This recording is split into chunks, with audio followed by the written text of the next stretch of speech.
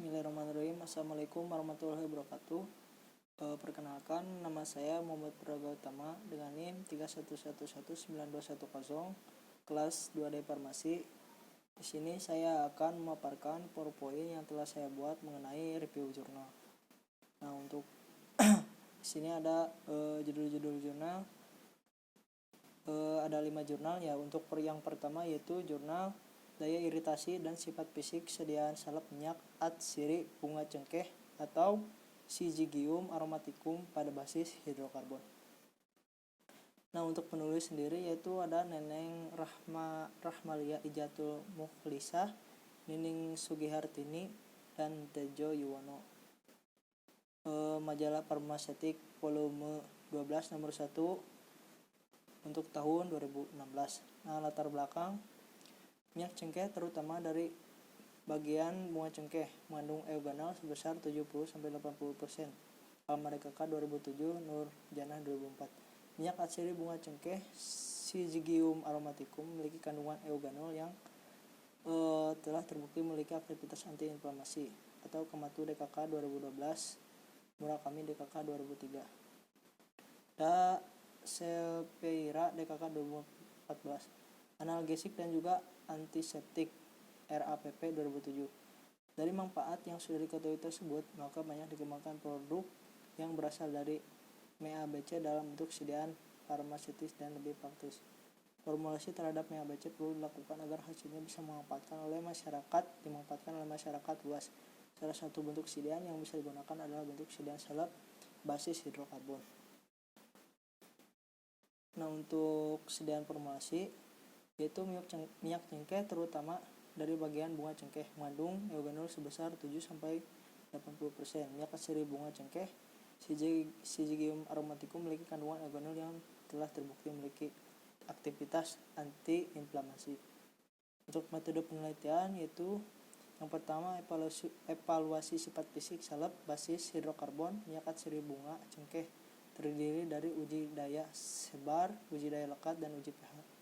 Yang selanjutnya yaitu evaluasi daya iritasi salep basis hidrokarbon minyak atsiri bunga cengkeh. Nah, untuk hasil penelitian, salep dibuat dengan metode peleburan dengan konsentrasi MABC 5%, F1 10%, F2 dan 15% F3. Salep dari ketiga formula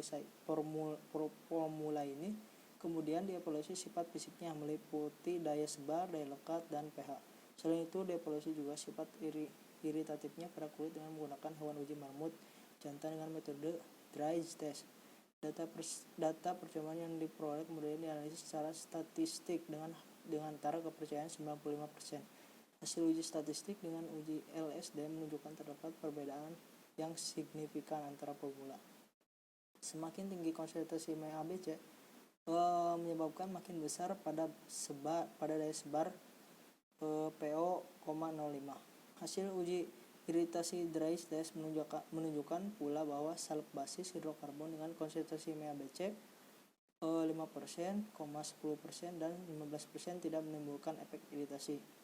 Nah, untuk evaluasi hasil indeks iritasi dari kontrol sehat, kontrol basis, dan sediaan salep basis hidrokarbon minyak atsiri bunga cengkeh pada konsentrasi 5% formula 1, 10% formula 2, dan 15% F3 adalah tidak mengiritasi, sedangkan pada kontrol sakit terjadi iritasi ringan. Nah, untuk yang selanjutnya yaitu ekstrak daun kemangi Ocimum sanctum sebagai anti skabis terhadap marmut atau Capria porcellus. Nah, ini untuk jurnal kedua.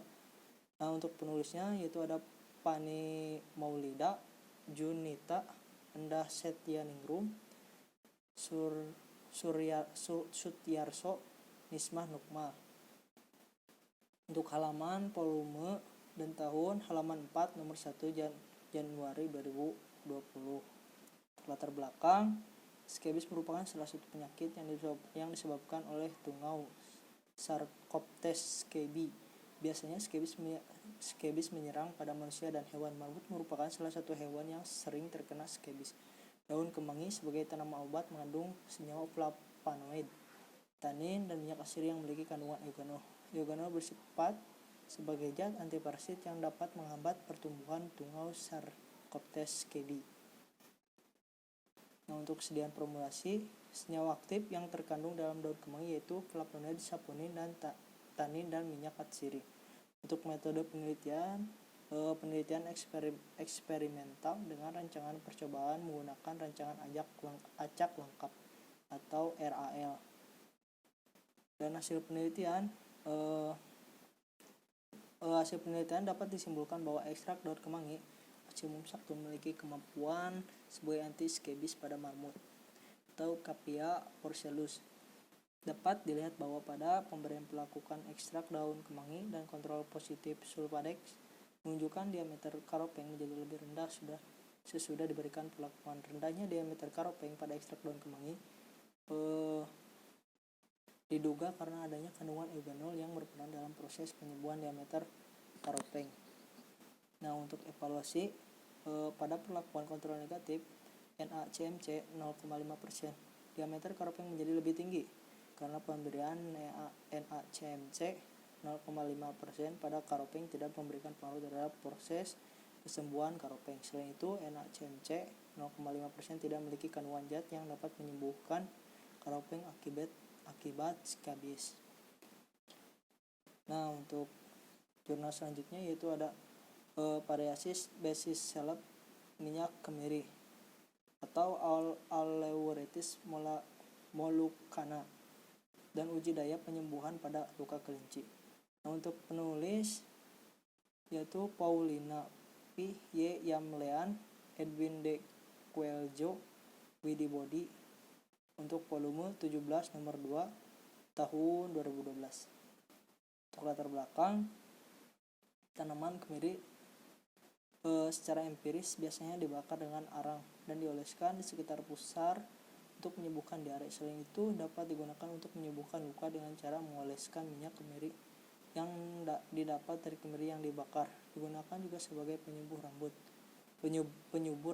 Kandungan minyak dalam biji kemiri tergolong tinggi, yaitu 55-66% dari berat bijinya. Mengandung asam lemak rantai panjang dan mengandung asam lemak tak jenuh, yaitu asam oleat, asam linoleat, dan asam linolena. Biji kemiri sering digunakan untuk mengobati bengkak, demam, kudis, pemeliharaan rambut, luka bakar, dan sakit kepala.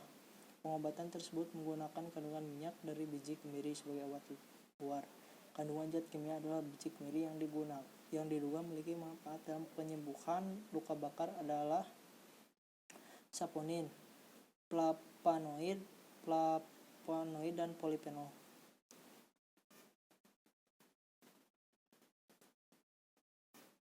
Nah, untuk sediaan formulasi, kandungan minyak dalam biji kemiri tergolong tinggi, yaitu 55-66% dari berat bijinya. Mengandung asam lemak rantai panjang dan mengandung asam lemak tak jenuh, yaitu asam oleat dan asam linoleat dan asam linoleat.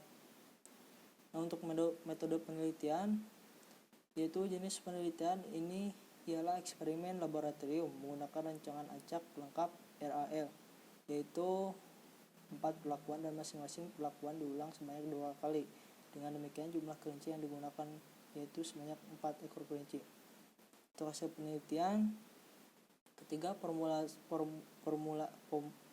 salep dengan variasi basis salep minyak kemiri 21,5% memenuhi mutu sediaan salep, meliputi uji mutu sediaan salep, organoleptik, homogenitas, pH, tetapi tidak memenuhi daya sebar untuk salep dengan basis larut air.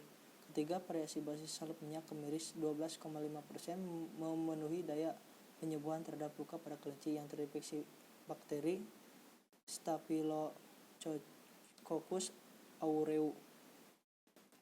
Nah, untuk evaluasi sediaan salep minyak kemiri untuk memenuhi syarat pengujian salep lakukan beberapa pengujian, diantaranya uji organoleptik. Uji organoleptik meliputi bentuk, warna, bau, dan sediaan salep. Uji homogenitas merupakan uji terhadap pencampuran bahan-bahan dalam suatu sediaan salep yang menunjukkan susunan yang homogen. Untuk dapat mengetahui sediaan salep homogen atau tidak dapat diketahui dengan mengambil sedikit dari sediaan dan digoreskan pada sekeping kaca atau bahan transparan lainnya. Uji pH dilakukan dengan menggunakan kertas indikator universal atau pH meter, di mana pH salep harus sesuai dengan pH kulit, yaitu 4,5 sampai 6,5. Sebanyak 0,5 gram salep minyak kemiri diencerkan dengan 5 ml Aquades, kemudian pH stick dicelupkan selama 1 menit. Perubahan warna yang terjadi pada pH stick menunjukkan pH dari salep. Uji daya sebar sebanyak 0,5 gram salep diletakkan di atas kaca bulat yang berdiameter 15 cm. Kaca lainnya diletakkan di atasnya dan dibiarkan selama 1 menit. Diameter sebar salep diukur setelah ditambahkan 100 gram beban tambahan dan didiamkan selama 1 menit, lalu diukur diameter yang konstan. Nah, untuk yang selanjutnya yaitu pengaruh variasi basis salep minyak lengkuas atau Alpinia galaga Ellsworth terhadap sifat fisik salep dan aktivitas anti jamur. Nah, untuk penulis sendiri yaitu Arif Budiman, Mufrad Tatang Sabur, dan untuk jurnalnya dipublikasi tahun 2013. Untuk latar belakang yaitu rimpang lengkuas Alpinia galaga Ellsworth telah banyak digunakan oleh masyarakat di dalam pengobatan tradisional sebagai obat infeksi pada kulit, yaitu sebagai obat anti jamur yang masih digunakan dalam bentuk sederhana, sehingga perlu dibuat suatu sediaan yang lebih praktis dan efektif, yaitu dalam bentuk sediaan salep. Tujuan penelitian ini adalah untuk mengetahui pengaruh tipe basis, yaitu basis hidrokarbon, basis serap, dan basis larut air terhadap aktivitas anti jamur minyak rimpang lengkuas terhadap penghambatan pertumbuhan Malassezia purpur. Nah, untuk sediaan formulasi yaitu lengkuas selain mengandung minyak atsiri juga mengandung golongan senyawa flavonoid, fenol, dan terpenoid. Berdasarkan penelitian yang sudah dilakukan, minyak atsiri pada rimpang lengkuas mengandung senyawa eugenol, dan metil sinamat. Untuk metode penelitian, minyak lengkuas diperoleh dengan menggunakan metode destilasi uap air, kemudian diuji sifat organoleptis yang meliputi bentuk, warna, dan bau, dan sifat fisik yang meliputi berat jenis dan indeks bias, dan uji kimianya dengan menggunakan GCMS atau gas kromatografi mass spektrometer, serta dihitung rendemennya, baru kemudian dibuat sediaan salep dalam 3 formula berdasarkan jenis basis. Formula 1 sama dengan basis hidrokarbon, F2 basis serap, F3 basis larut air, dengan metode yang sama yaitu metode peluburan. Untuk hasil penelitian yaitu yang pertama, salep minyak lengkuas dengan basis hidrokarbon, serap, dan larut air selama menyimpan 4 minggu adalah homogen. Yang selanjutnya yaitu perbedaan basis pengaruhan terhadap daya lekat secara signifikan selama penyimpanan 4 minggu seperti pada formula basis hidrokarbon dan formula basis larut air, sedangkan untuk daya sebar tidak berbeda secara signifikan. Untuk yang ketiga yaitu basis hidrokarbon, basis serap, dan basis larut air memiliki aktivitas antifungi, tapi basis salep larut air minyak daya hambat paling tinggi. Nah, untuk evaluasi stabilitas fisik salep minyak atsiri lengkuas dimaksudkan untuk mengetahui stabilitas dari sediaan salep yang telah dibuat selama 1 bulan penyimpanan pada suhu kamar, sehingga evaluasi dilakukan setiap minggu selama 1 bulan penyimpanan. Pada penelitian ini, uji stabilitas fisik yang dilakukan meliputi uji homogenitas, uji daya sebar, serta uji daya lekat. Untuk yang terakhir yaitu efek ekstrak daun sirih piperbetal L pada pengobatan skebis hewan ternak kambing kacang Capra hircus. Nah, untuk penulisnya yaitu